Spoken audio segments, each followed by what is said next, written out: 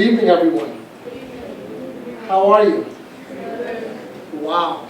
I've never seen this many people show up for one of my budget presentations. I've done this many times, not just for the City of Chelsea, but I've done it for the town of Arlington, where I previously worked.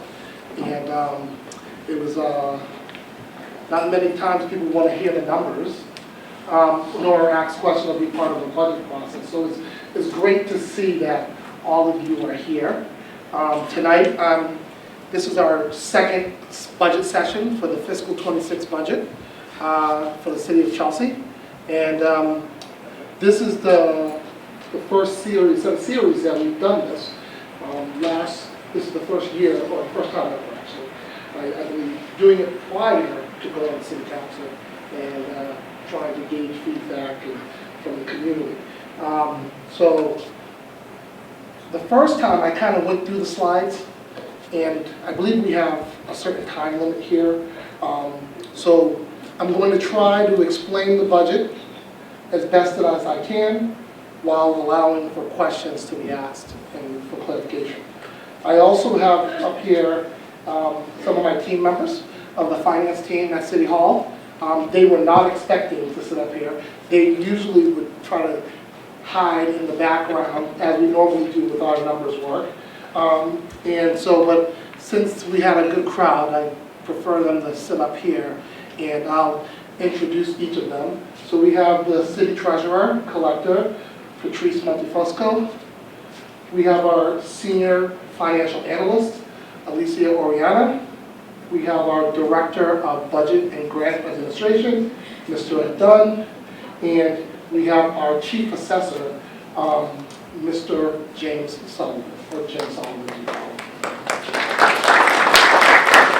And I don't think I gave you my name. So my name is Michael Mason. I'm your Deputy City Manager for the City of Chelsea.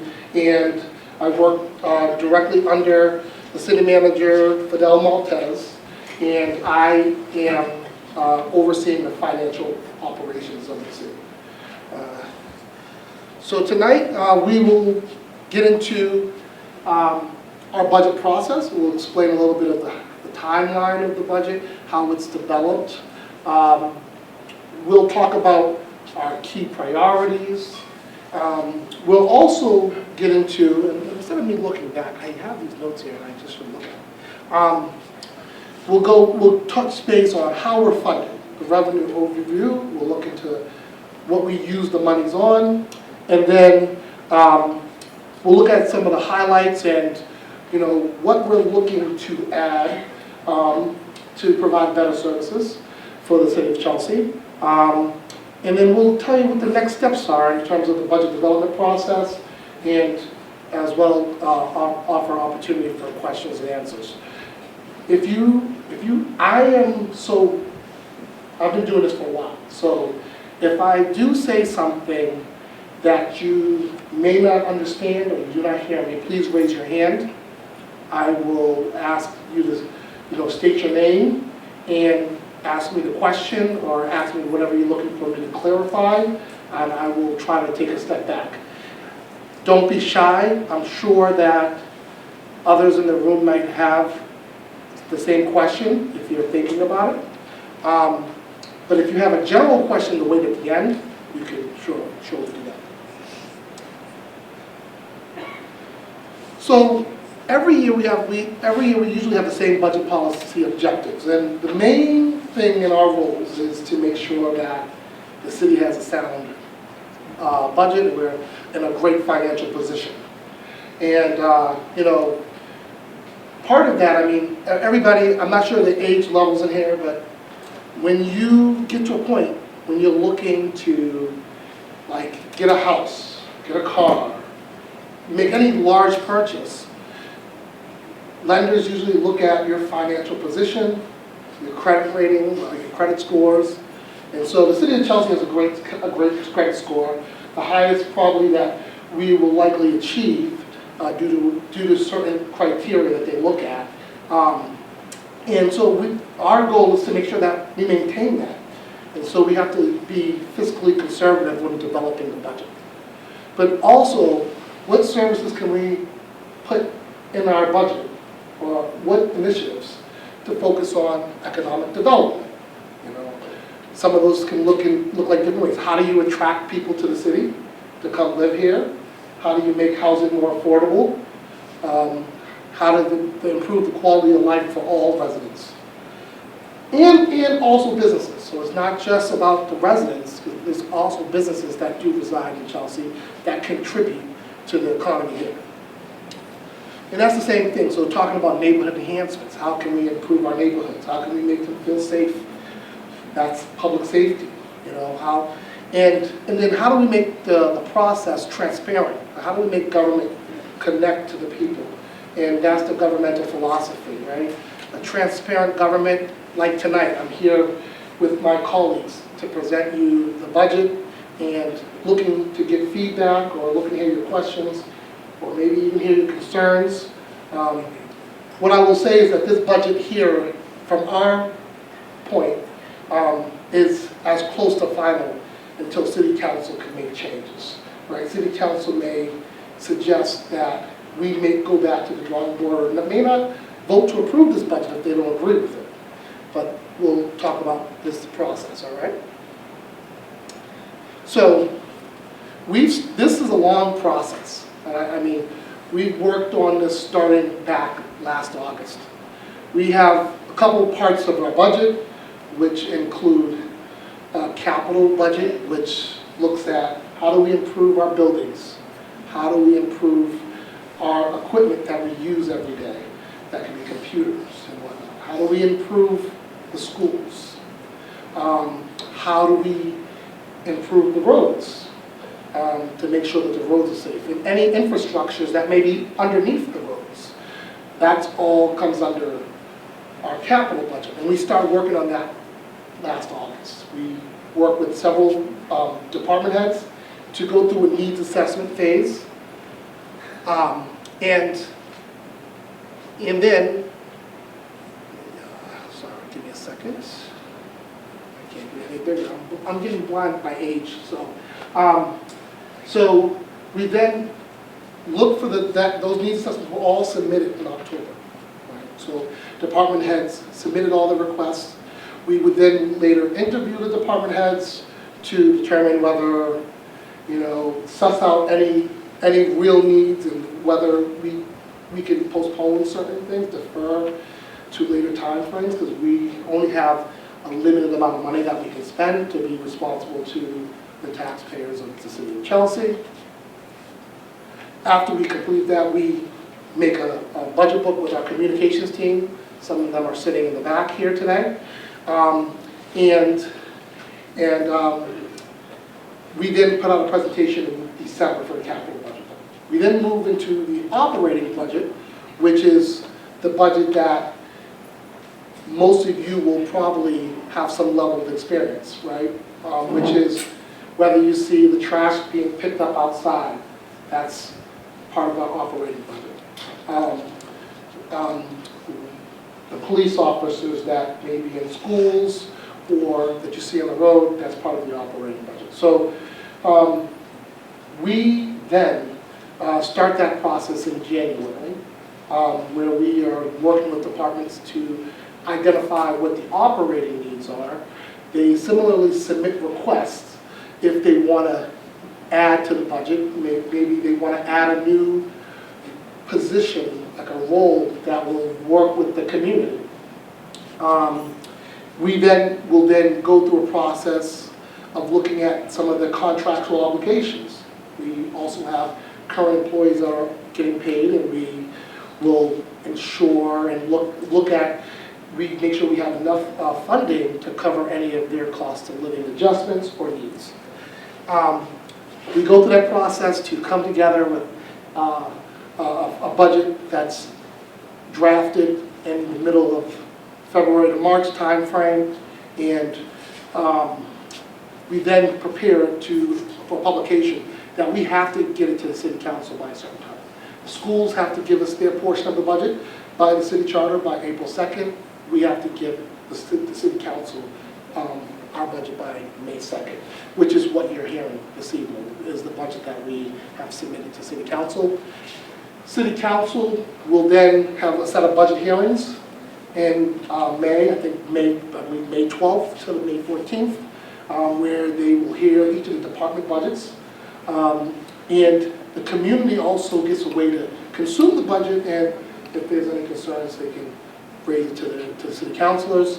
And then hopefully the city council will approve the budget June 2nd of 2025 for we can have a budget to start services for July 1st of 2025. Any questions before I move forward? All right. Is everybody awake? Because I'm sure some of this stuff could be boring, or maybe it's interesting to some of you. So for fiscal 26, the budget, we had key priorities that we wanted to focus on. So one of the main focuses was on public safety expansion. We made some changes to how our police schedule works and operates. You'll hear more about that. But we had to add an additional position to cover that new schedule, which is in hope will reduce the amount of overtime that we pay out to our police officers, will also improve their morale, to make sure that to reduce burnout, because they do work sometimes longer shifts when people do call out. We also are looking at, hopefully in the future, we're trying to add an additional fire engine for the city of Chelsea to address, because the response times for the fire department, we got a lot of fires last year. And so Chelsea is very densely populated. So it's very important to make sure that we can respond to emergencies. And so this is an effort to improve the response times. And so you'll see additional resources there. As an organization, right, so we're talking about the departments and how they serve you. We also look at how we, as an organization, we're an organism, right? So how do we operate, and how can we more efficiently operate? And so, as part of this budget is how do we restructure our departments, maybe reassign tasks in some certain circumstances to operate more efficiently, to be more responsive to the citizens' needs as well as any other constituent or vendor that we may work with. We're also looking at, part of that is, like, where are places where we might have contracted out work, right? So there's a couple ways to get services done, right? We could hire people, hire employees, and that comes at a cost where the salary and the benefits that come with that, which include health insurance and their pension and whatnot. And then, or we can say, there could be a small business or a large business that maybe we want to contract out with.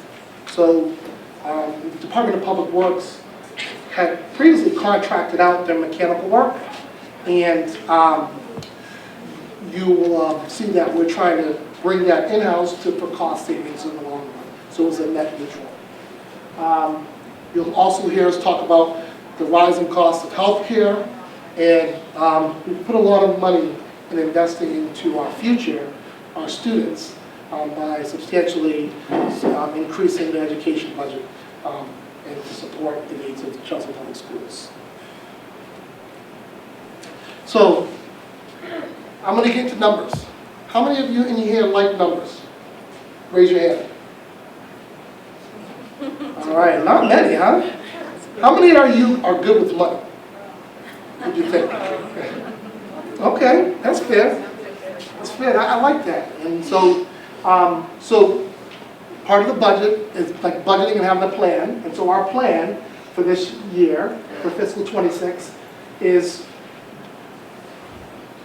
we're going to have a general fund budget, which is our general operation for the city services. So that I'll go into what those are. I've talked about some of them already.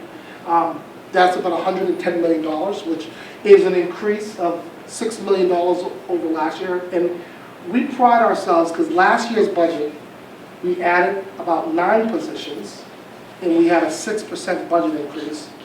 And as times are, times in the future are uncertain. So we understand that we need to be more conservative, so our target for the city side was to be under what we asked for in terms of percent increase last year, which is at 5.8% increase. The other part of our budget is the education budget, or school budget, and the school budget is going up over $10 million to over $150 million. So we're seeing about $10.5 million increase, where their budget's go up 7.5%. And a big part of their budget increase is tied to, 80% of their budget is tied to salaries. So, they have to address the needs of the professional teaching staff and paraprofessionals, those they work for negotiation, contract negotiations. So this is, we hope that we know that we can support the education here in Chelsea. And this is over our last year's budget. So our total budget for this year is going to be $261 million and $700,000.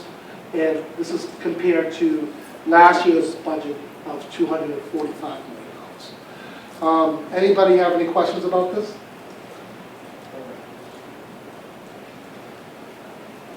So, we talk about our budget, but how do we get our money, right? How are we able to afford these things, right? How are we able to spend $150 million on a great school system? Well, one way is that we have to collect taxes. So, we have residents and business owners, or we call them commercial property holders and whatnot. They all contribute to pay taxes to the city of Chelsea. And that is the top amount, which is, for fiscal 26, is going to be $100.8 million, which is over $6.3 million over last year's request of $94.5 million.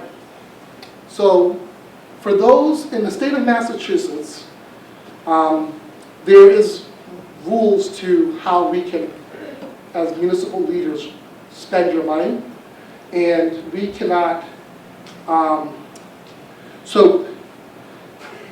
total tax base from the prior year, right, we can't only go over it by, we're limited to request an increase of 2.5%. It's called Proposition 2.5.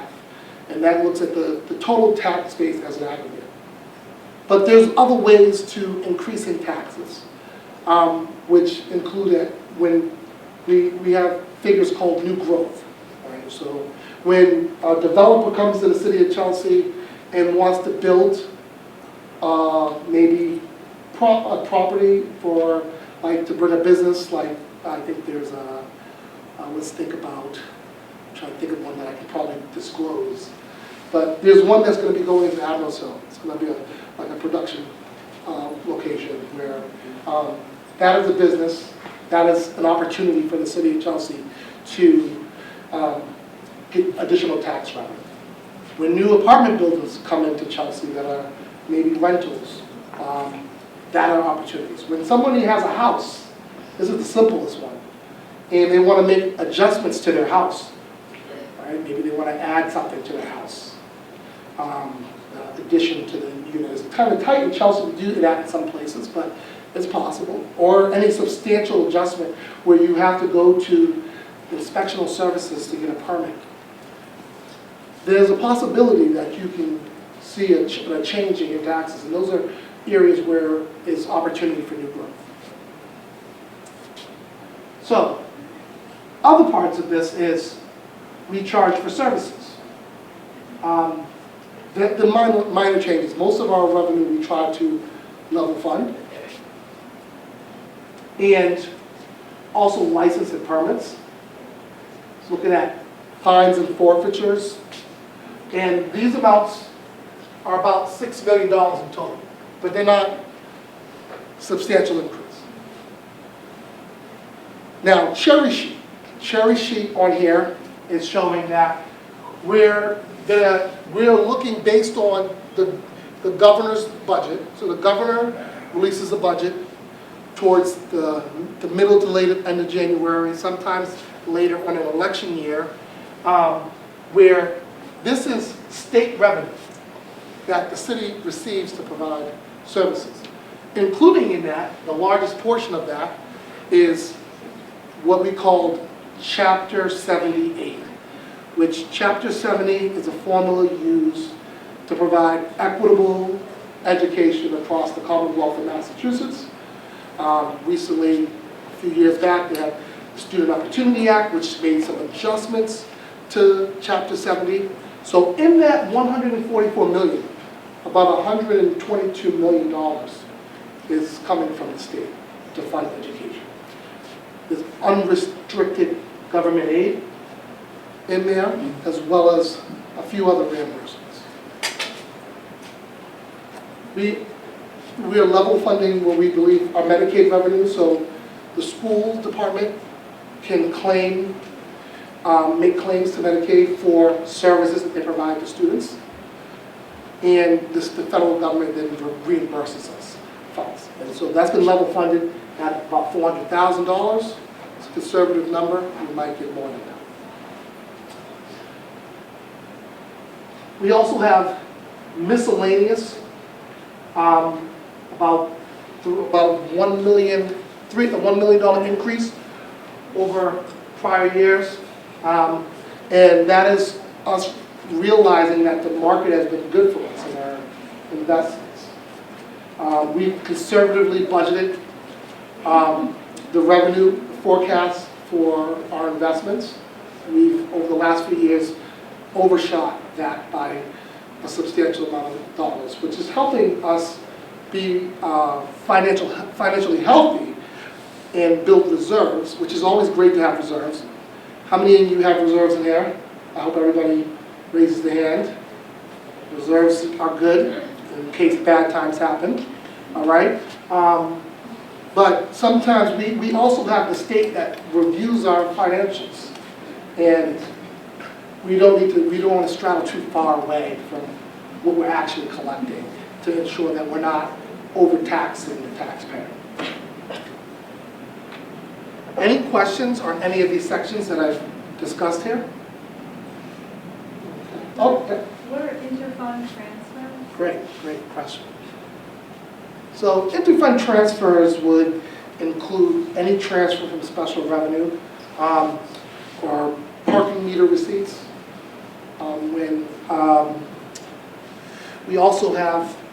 We budget for transportation network charges, which is essentially any like ride share that is originated in the city of Chelsea. We get a portion of the revenue that is generated. There's fees that they get assessed, and it goes to the state and it gets sent to us. We also have about $140,000 in school indirect. That's budget, so there's grants that we're awarded, federal grants, and it could be a private grant that maybe allow an indirect charge to cover our overhead, which is like administrative costs of the grant. So we're allowed to directly charge that. That's in that collection of revenue. And then last but not least, any sewer or water fund transfer would be included in that. That's a great question. Hope, did I answer it? Awesome. Any other questions like that? That was great. I gave clarification, but I think I skipped over that too. So thank you very much. Did I answer that good? Yes, right on the money. All right, thank you. They're here to hold me accountable. They're my accountable buddies, because I might make a mistake or say something incorrect, so I want to make sure I'm good. So this is a chart, a pie chart. There you go. Thank you. Who said that for me? Who said it? Yeah, there it is. I was supposed to say something else. So I'm supposed to say the donut or something, right? But this is the pie chart showing, if you go back to the previous, the revenues of fiscal 26 by percent. And what's notable about this is that you'll see that over 50% of our budget is from the state. So it's not that the taxpayers of Chelsea are paying a substantial portion, which they are. I'm not saying that we're not. We're paying about 38.5%. But a good amount of money also comes from the state. And that was, you would have saw that in the number breakdown. This is another visual way. So some people are more visual. So this is a visual way to demonstrate the importance of a state fund. So if something impacts the state level, it's going to impact the city of Chelsea. So right now, we use the governor's budget numbers to budget our forecast, what we expect to receive as revenue. But the governor's budget is not the final budget from the state of Massachusetts. It goes through a process. Now, in most years, it doesn't necessarily, we don't see reductions in those state aid numbers. Sometimes more likely, like for Chapter 70, there's increases as it works its way through the budget process at the state level. But when there's harder years, this is something to be concerned, especially if that's one of our big pots of money that we should be concerned about. As you can see, one of the things, like I work at City Hall, and I'm actually in the process of appealing a ticket. I complain about tickets. I know a lot of people complain about tickets. But it's a way to ensure safety around the city in some areas in terms of traffic movement. If someone is parked incorrectly, it's also a way to ensure that businesses see turnover of customers in certain high traffic areas. So, but that's not our way of making money as a city. It's a way to try to help the local economy and safety in the city. It's less than 1% of the budget. So those under fines and forfeits, it's 0.9%. So if you see somebody out there with the yellow jackets ticketing your car, that's not something that we're trying to find and drive revenue. And even I get upset at sometimes, but it's more I'm upset at myself for letting myself get the ticket. And we're pretty fair about that. So I don't think anything else about this particular slide. Any questions about this? Anything I've said thus far? All right. So this slide is an overview of all of our expenditures and how we support the city and by major categories. So general government is seeing an increase of about $147,000 to $9.47 million. Public safety is seeing a substantial increase of $2.3 million, going to $33.6 million. As I spoke about earlier, our education budget is increasing, going to $153.7 million, and it's an increase of about $11 million.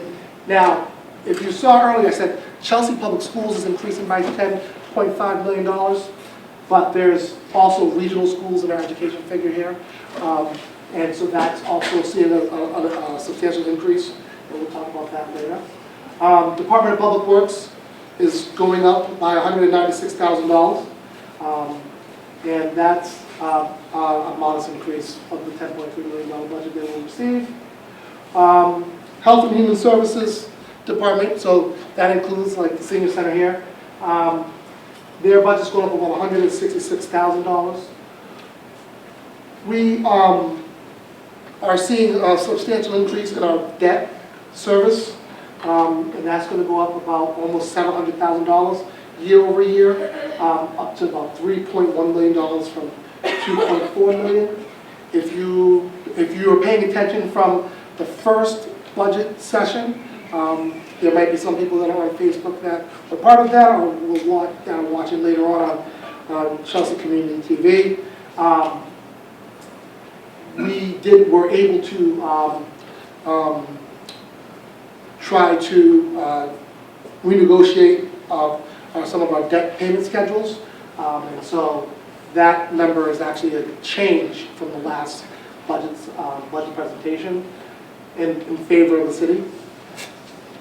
Employee benefits is increasing about half a million, up to $20.9 million. Our state assessments, that would include like charter school assessments, and plenty of variety of other charges, is increasing about $1.1 million to $24 million. And then, last but not least, we have other category. There's always a lovely other category. It's pretty much level funded, and it's only increasing about $30,000. Is there any specific questions? You might get clarity in the chart, the slides that are going to come after. Yes? What are employee benefits? So employee benefits include, that's a great question, include items such as health insurance. So we offer health insurance to all of our full-time and certain part-time eligible employees. As well as that looks at retirement. So that's one way of people saving in the future. So retirement contributions, the city portion, is funded out of this area. Let me see.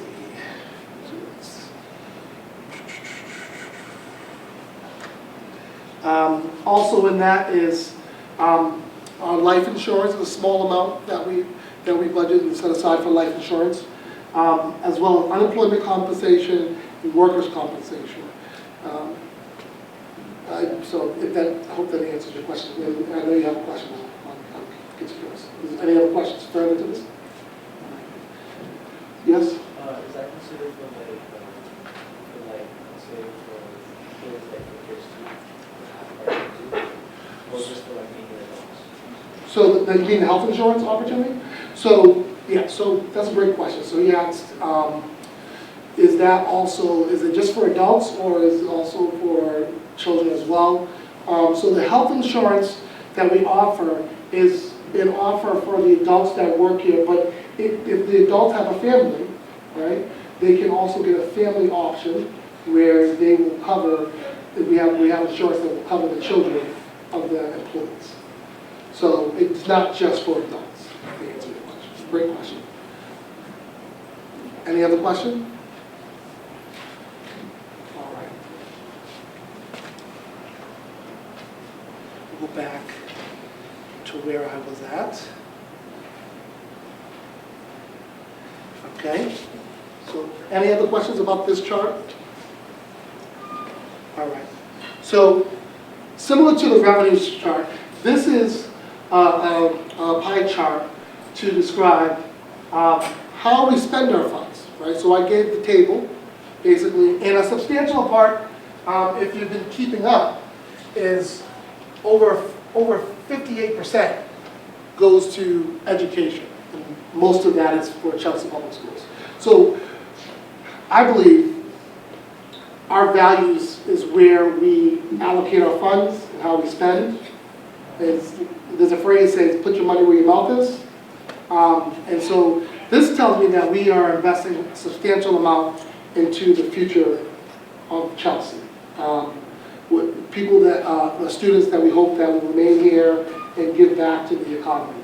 I will say that I was one of those students at Chelsea High School. I believe that we have another few Chelsea locals there that still work for the city. So it's great to invest in the future so that the future gets better, right? And we know that it's a difficult time. So that's very important. Our next largest initiative is public safety, ensuring that our community is safe. So whether that's from our emergency management response, when an emergency happens and someone needs maybe emergency housing assistance, or to a fire, to any crime activity that may happen, or just engagement with the police for any type of incident. That's our next largest category. And after that is employee benefits, is what we invest in our employees and try to support our employees. All right? So, general government was one of the categories, which is $9.4 million of the budget, about, and it's about 3.6%. And these are the departments that are covered. And so, of that is legislative, which is a department that serves your city councilors, that represent you, your elected officials. The executive office, which is the department that I work for, and the team back there that work with me. When we have the auditors and budget and grant administration. So once again, and I want to commend Alicia Oriana and Mr. Ed Dunn for the tremendous amount of work and effort that they put in to develop this budget. I just get to come up here and tell you and sell you what we're doing, but they get to do the day-to-day and crunch the numbers to make sure the numbers work and are balanced. And they're a new department through one of the restructurings. So I mean, if we all can just give them a round of applause. As well as my communications team back there. Thank you. And what we will announce at the end is a special project that these two teams have been working on in tandem with building this budget, which I'm sure many of them probably said, why is he making us do all this work this year? But I think it's going to be great for the future of the city, and I really appreciate that. So, along with that is procurement and assessing, and all of these departments are great. I didn't mean this, and if any of my team decides to watch me present this later on, procurement I love my treasurer collector, and I love my assessor. You make sure that I get all the tax dollars that I need to make sure I run the city and have a great budget there. So general government overall, you know, from law, personnel, which is human resources, to IT, central billing, to city clerk, licensing, housing and community development. These are the organizations that help oversee and run the city operations day to day. And for a lot of organizations, 10% is required to run an organization. 10% of the resources usually. You usually have like 10% overhead a lot of times. So 3.6% is actually a great figure because we are pretty streamlined on running a city of this size. Public safety, I said it was like the #2 initiative, 33.6 million, 12.8% of our budget. And that consists of the Chelsea Police Department, Chelsea Fire Department, Office of Emergency Management, Inspectional Services, and it's traffic and parking. Any questions about any of these departments? I think they're pretty straightforward. Education. So, education is a $153.7 million budget. It's 58.7% of our budget, like I said earlier. $150 million, it's going straight to Chelsea Public Schools. And $2.9 million goes to regional schools, which include Northeast Vocational, and any related construction work to a new school that they're building. What you'll see on here is a chart as well. It's a bar graph. It's a stacked bar graph. I gotta stay on top of my chart game because someone told me that I was about to call something a circle graph or a pie chart. So I'm gonna make sure I get all the names right now, okay? But what this is showing is Chapter 78 from 2016 to now. And what I mean by now is what is currently proposed in the governor's fiscal 26 budget. And that is the blue. So you'll see that substantial amount is covered by Chapter 7, which is state aid. The small goldish color, that is what our local contribution is towards education. Right? And what I wish that I could have captured in here is that there's an amount that we are actually over what's required. So Chapter 70 says, yes, the city of Chelsea has to pay this amount of money towards education. We're about $5 million over the required amount. Okay? So we've each year try to grow that amount. So there's a minimum net school spending requirement that we have to meet. And if you don't meet it, then the state is looking at you and trying to come back at you, get you into compliance. And what you'll see on this also is, this is 2021, around 2022, you'll see there's substantial upticks That is the Student Opportunity Act. The Student Opportunity Act was an act to readjust the Chapter 70 formula to increase allocations to education, right? And so that was going to require cities and towns to pay more money to education, as well as the state to provide more funding to education, all right? And that was going to be rolled over a 7-year period. And I believe we are now in year 6 in fiscal 26, if I'm not mistaken. Am I mistaken? I think, or you're not entirely sure? A little bit close. Okay. They did some changes, they accelerated it 1 year forward. But there was a 7-year plan, and you can see that roll out from 2020 from there. Any questions about education? All right. So our Department of Public Works is about $10.3 million. So Department of Public Works, everybody, is a department that you most likely have seen, whether they're cutting trees on the street that may be hanging over or dangerous, or whether they're trying to fix potholes, to removing snow and ice during the wintertime, as well as removing trash. You know, and I think some of you and your families either maybe have like trash barrels that you've gotten, or you have to get the trash bags. So all through a program for removing trash. That is all covered through the Department of Public Works. And then as well as they manage all the city buildings. The schools have their own facility department, but the Department of Public Works, they manage all the city buildings to make sure the buildings are safe and that everything's operating, that you come in and you see a clean building and that you have nothing to worry about when you come to our facilities.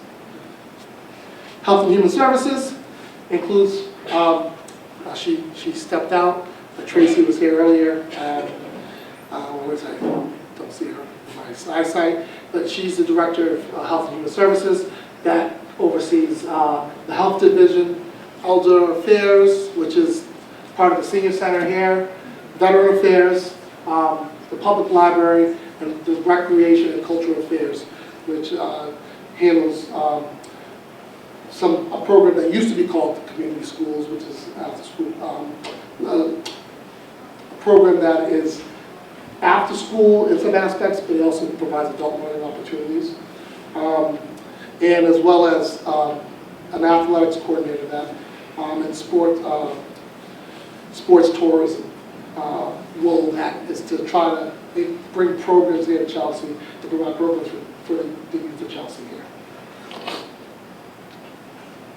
Any questions? I discussed employee benefits. I'm going to move past that, but that's about 8% of our budget, a little bit over 20 million, close to 21. And I'm going to go back to say, so all of this, we are getting to a $261,701,228 budget for fiscal 26, which is about $16.7 million over our last year's budget. And so when I get new money, I try to figure out how I'm going to spend new money. And this chart explains the substantial changes to the fiscal 26 budget. So, as I explained, from fiscal 25 to fiscal 26, the budget increased to $16,699,091. And as I said multiple times, our substantial investment into Chelsea Public Schools, we've increased Chelsea Public Schools budget by about $10.5 million. We have to pay our employees. A lot of our employees are in collective bargaining agreements. They're in unions.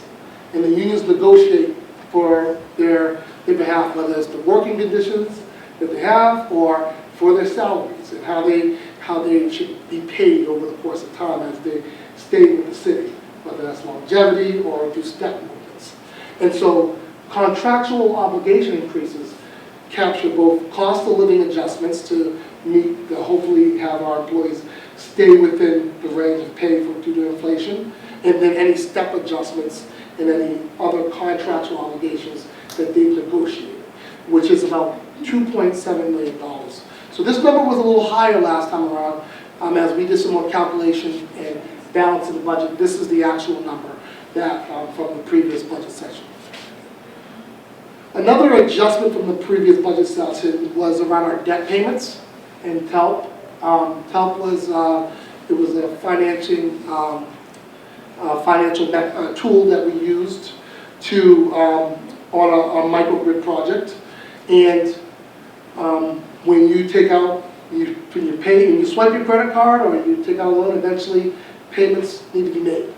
And so year over year, our payments are, our debt payments are increasing because we have more debt that we've taken on that are rolling out, but as well as this microgrid project is slightly increased, but it's not as high as it was last time. So last time we was around $1.3 million. Right now we're around $692,000 increase year over year, which is pressuring my budget and ability to do other things to provide services to the community. Northeast Vocational School. We're seeing a substantial increase in Northeast Vocational School. I'm not sure if anyone in here has attended Northeast Vocational School. Actually, I do. All right, yes, nice, right? And they have a nice new school being built. All right, actually, I just learned today when I was reading, MSBA is awarded, this is the highest awarded amount that they've given a school for a school project for a grant award. I think it's like over $140 million that the state is contributing to the project, which is great. But each community has to pay. That's a part that sends students there. So it's based on our enrollment. And we have the number 2. We're the highest, it's the second highest in, community that's enrolled at Northeast Vocational. And so that is about an $808,000 increase over last year's figure because of this debt payment that we have to make for this year. This, like a mortgage, will happen over the course of time. I believe it's a 20-year commitment, if I'm understanding. But once again, that could change, the amount will change based on how many students we have enrolled. So if we have more enrolled that go to Northeast in the future, which may be likely because it'll be a brand new school, right? That means that this number will likely increase in the future and something that we should monitor and be concerned about. We also have our increase in retirement appropriation. It's a modest increase, but it's still a substantial increase compared to other items. We also have about a 7.8% increase in waste removal costs, so it's substantial enough to talk about it. And it's also impacting the budget, so we had to maybe reduce in other areas to make it work. We also, last year, we had a year with substantial amount of collective bargaining agreements due for negotiation. So we had budgeted a lot last year in our salary reserve. So what you're seeing as the positive number here of $737,901 is an actual reduction in our salary reserve need. We reduced it to $200,000. We have one group that we are currently negotiating with that will see a change in salaries for next year. Everyone gets a change in salary, but they just, we didn't know what the amount was because we were currently in negotiations. And that is almost wrapping up. And then going back, we had department, and that number is supposed to be a different number. So actually, that's not a budget reduction. There's an error on my slide. I caught myself, and I should have caught it. And this really is, we're increasing department budgets by $575,000 before we were looking at reducing. I'm going to double check this number. I'm going to double check this number, so hopefully me and my team can look at that, because I may have made a mistake here. But that leaves us with about $563,000 to use for, as you net all these from the $16.7 million, to use for new additions, right? So new things that we might want to spend money on. But before we do that, we wanted to further squeeze some things that we can pull out. So we are in the process of regionalizing our Office of Emergency Management. We have a position that's been mainly unfilled for quite some time. And if we're regionalizing, we don't necessarily, and we're meeting the needs of the citizens of Chelsea right now, there's not a major impact to the department by not filling, so we're removing that position from the budget. We also, our assessing office, after our chief assessor kind of assessed and looked at how his department operates, it was determined that his team didn't need the extra staff person in the office, so we are not going to fund a clerk floater position. This does not mean somebody's getting laid off. It was a position that was unfilled as well, so that's another FTE that we're saving. We also had a restructuring in human resources, our personnel department, and we're reducing, we are removing the part-time clerk and HR manager roles, and you'll see on the next slide, there are 2 additional roles that we're adding back to that department, and they're actually going to see an actual FTE increase. So after doing the math, I gave myself a little about $800,000 to work with for ads. So I told you those 2 positions that we eliminated from HR. They were positions that we either didn't fill or someone left, and then we rethought about it, about how the department should be structured. We created a full-time human resources assistant position to better support the hiring needs of the city and support personnel management and human capital management, as well as an assistant director. This is hopefully to help with succession planning, but also build capacity in the department. On the police side, we've decided and it's already happened this year, because we made a change in starting in January to the schedule. So the schedule's moved to a 4x4 schedule, which means police officers will work 4 10-hour shifts and then they have 4 days off. And this is, it's been, so far, been taken well by the department, but it required an additional position to make that schedule work as an additional sergeant. And that is that FTE outlined here. We also, to add an additional engine, is we need to add 4 firefighters, as we discussed earlier. So that's about $334,000 that we estimate that will cover that cost of the salary. And doesn't look at like the other benefits. And none of these costs look at the benefit side of things. Those numbers are already built into our employee benefits number, but these are just the direct salary estimations. One of the areas where we reduced the budget, we reduced mechanical contracted services. It's not an actual position reduction, so we didn't include it on the budget efficiencies, but we estimate about $115,000 to cover a mechanic supervisor and a mechanic position to add to the budget. The other portion, now they say it's 0.7. All of these positions are general fund positions. We also, which is our general budget, there's going to be a portion that's funded from water and sewer. That's going to be the other 30% of the position. So look at these numbers that's here. As 70% of the positions are being funded from the general fund. 30% is going to be funded from another funding source. And then last but not least, one of the funding sources that we received due to the COVID-19 pandemic was the American Rescue Plan Act funds, which also known as ARPA. And we used some of those funds previously to fund services that were directly supporting the community here. One of those was a community health worker. And like all positions, when we add positions through grants, we have to evaluate and assess to see, is it meaningful and has an impact to the community, and can we afford it? And this was one of those positions that they said, we really need this position, we want to keep it. And so it's no longer being funded off of ARPA, but we're bringing it onto the general fund. Any questions about any of these new additions? All right, we're getting close. So, what's next?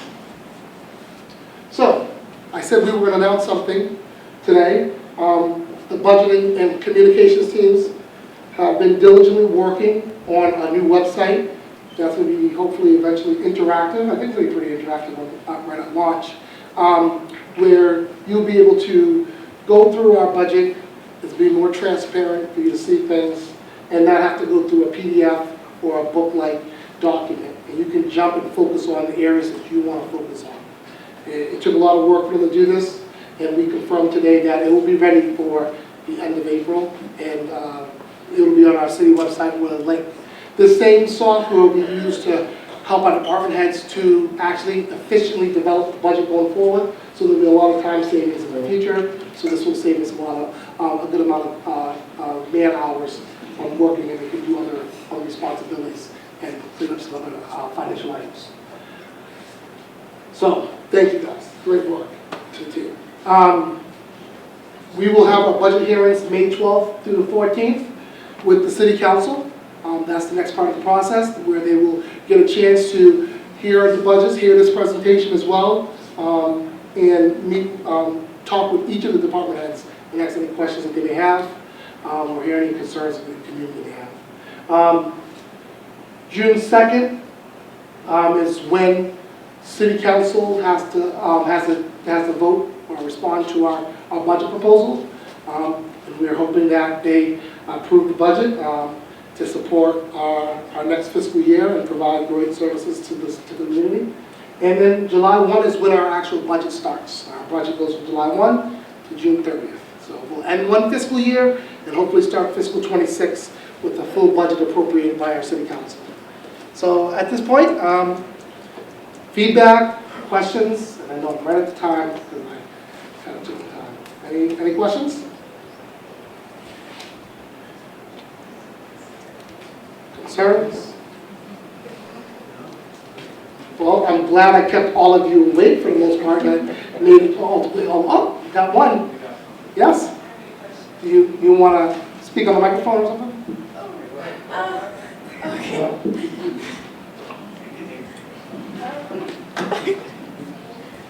Yeah, go ahead.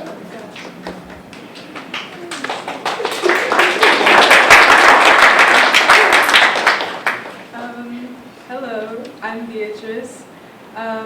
It's not really a question that I have. Yep. I just have some concerns that I'd like to speak about. I personally believe the budget should be prioritized on public safety, especially in cities like Chelsea. Chelsea is a relatively large town with its own public safety concerns that I personally notice. Public safety is meant to protect citizens from events that could endanger their security, cause injuries, or result in property damage. One issue I've heard a lot about is the condition of the roads in Chelsea.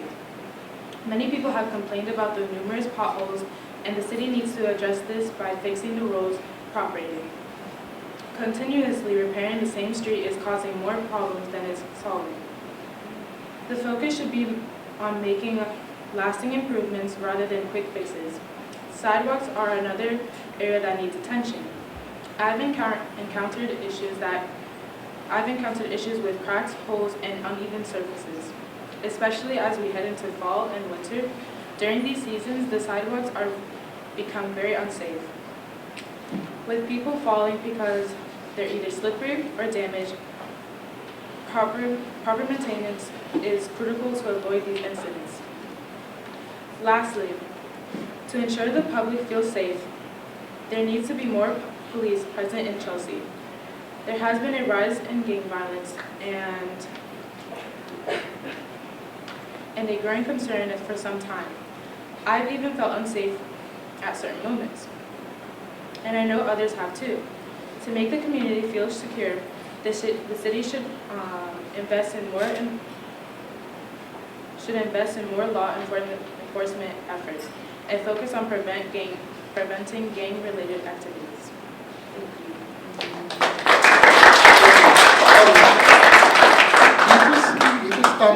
Is there a way that you, can I keep your note that you Yes. have? And I'll share it? Thank you so much. Okay. I really appreciate you coming up here and sharing that. You know, we are indeed investing. Were you a little nervous? You were nervous, huh? Yeah, I saw it a little bit. Yeah, just like me. I was nervous the whole time. When I saw everybody coming in tonight, I was like, oh man, it was a big crowd. But I'm glad you got it out. You did very well. And thank you for being brave.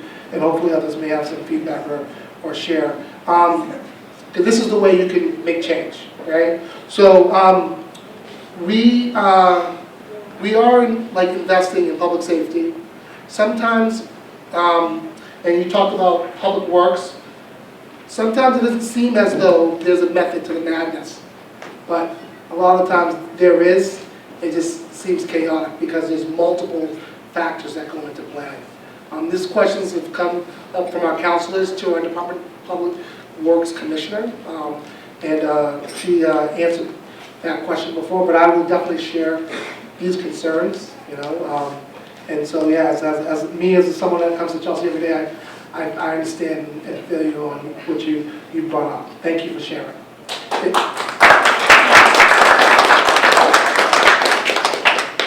Is there any other questions, concerns, if you want to share?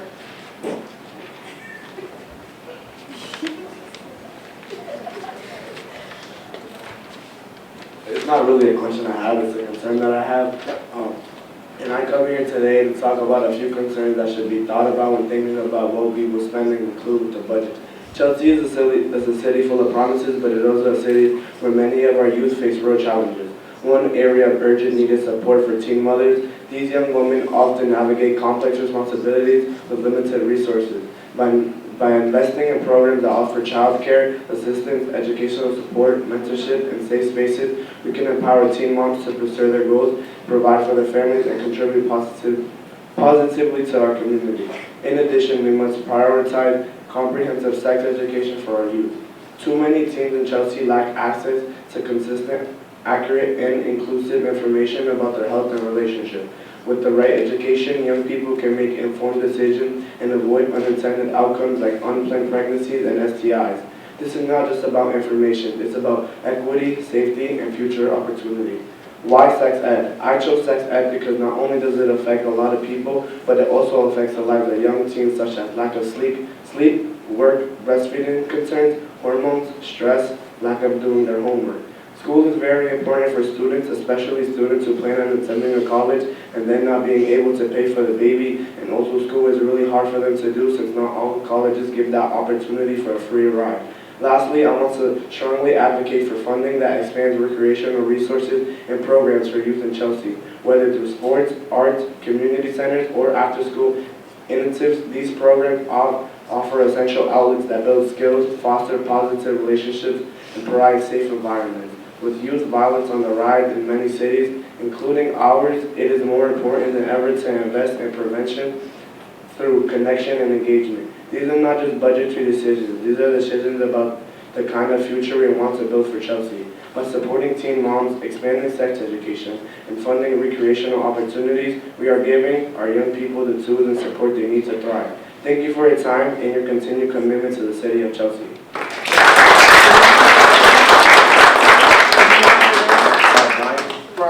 Brian is, thank you. May I keep that as well? Awesome. Brian, that was a great job.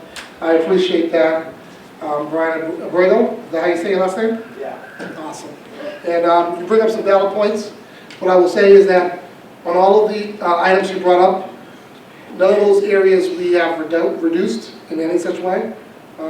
We've had a lot of those supports added via ARPA funding, and we'll take these words and consider that for this budget cycle, in the budget work that we do, and as well as in the future budget years. So I think that's very important, and I hope to see you come back again and keep advocating. Anyone else have any questions or they want to share anything? Oh, okay. Oh, I'm sorry, I didn't see you. I'm I'm sorry. What's your name? Dennis. Dennis. All right, here you go, Dennis. Go ahead. My name is Dennis Garcia. It's not merely a question, but more like a concern, more like an opinion of mine. Yeah, absolutely. And one impactful way the city of Chelsea could use its budgets to benefit the community is by funding youth and community centers. These centers provide a safe space for children, teens, and families, offering after-school programs, job training, educational support, and recreational activities. Investing in such resources not only helps reduce crime and youth violence, but also promotes long-term social and economic growth. According to Massachusetts Executive Office of Public Safety and Security, communities with strong after-school and youth engagement programs tend to see a reduction in juvenile crime rates. Chelsea, a city with high percentage of low-income and immigrant families, would benefit from programs that keep youth engaged in positive activities during critical after-school hours. In fact, a report by After School Alliance shows that for every dollar invested in after-school programs, communities save at least $3 by reducing crime and improving academic outcomes. Additionally, community centers can offer adult education, English language classes, and job readiness training, which are vital in a diverse city like Chelsea, as many residents are immigrants or non-native English speakers. These services can lead to better job opportunities, higher incomes, and increased civic engagement. In conclusion, using Chelsea's budget to fund and expand youth and community centers would create a ripple effect of positive change. It would also strengthen families, reduce crime, support education, and help build a more connected and empowered community. With improved benefits and clear need, this is a wise and impactful fund. I think I agree. Yes, all right.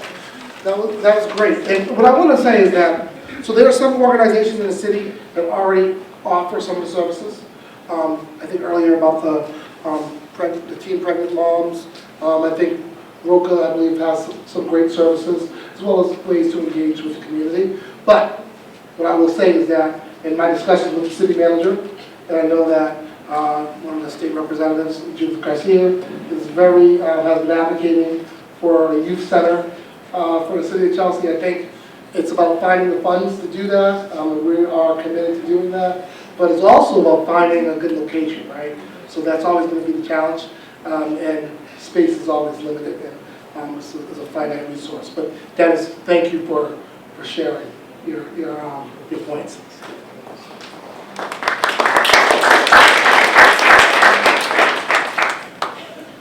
Are there any other concerns, feedback, or questions? I want to say something. Since we're done, nobody saying anything else? All right? Yes.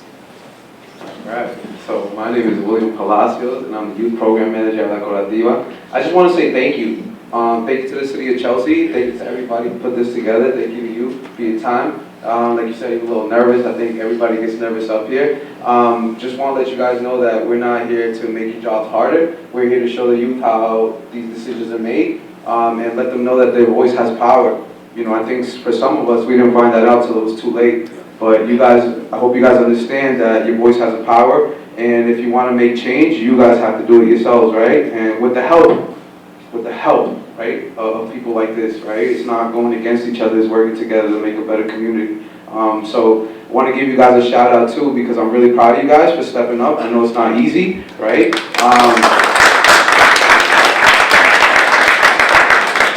And I want to let you know that at one point, our friends here were in your seats, and one day you'll be in their seats, you know. Change doesn't happen in a day, it happens over time, right? And it's a great time to start. One day you'll be in these seats, and one day you'll run the city, and you'll do what you think is best for the town. So, like I said, thank you guys for your time. Everybody up here, thank you guys, and thank you guys for leading with love and respect. I really appreciate everybody in the room. Thank you.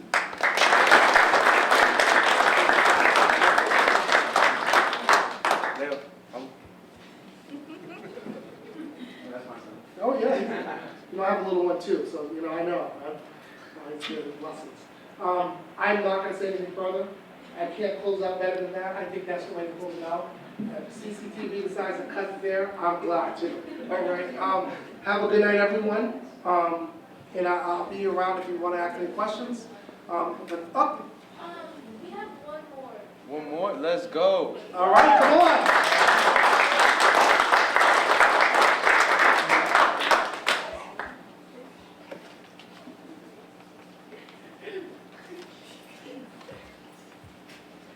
Got it, baby.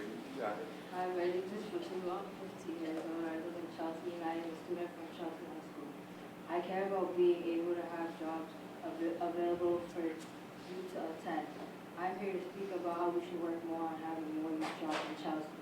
I don't think it's fair that kids want to be able to help their community and their families make money, but they're either too young or there are no spots for them to work. And there are many jobs we can have in Chelsea, such as tutoring, local community centers, grocery stores, clothing stores, etc. And it's not even just about the money. Kids can have more places to hang out after school. They can create bonding, get to know others in their community. They can start getting prepared for their future, etc. And about the not having spots for the youth to work, instead of having kids wait in a long list to be accepted, we can just make everyone's life easier by having more options for places to work at. And I'm sure many adults and teens see where I'm coming from with this topic, because I heard many people talk about the same topic, but I never really seen anybody actually take the chance to talk about it with others. So I thought it was only right for me to speak on it so these changes can be made.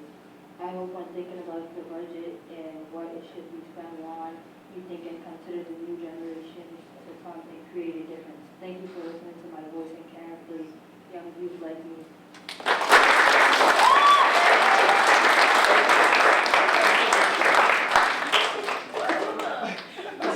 It's okay. It's okay. It's okay. No, it's okay. Shake it. Yeah. Thank you very much. Did good. Good job. Yes, you did an amazing job.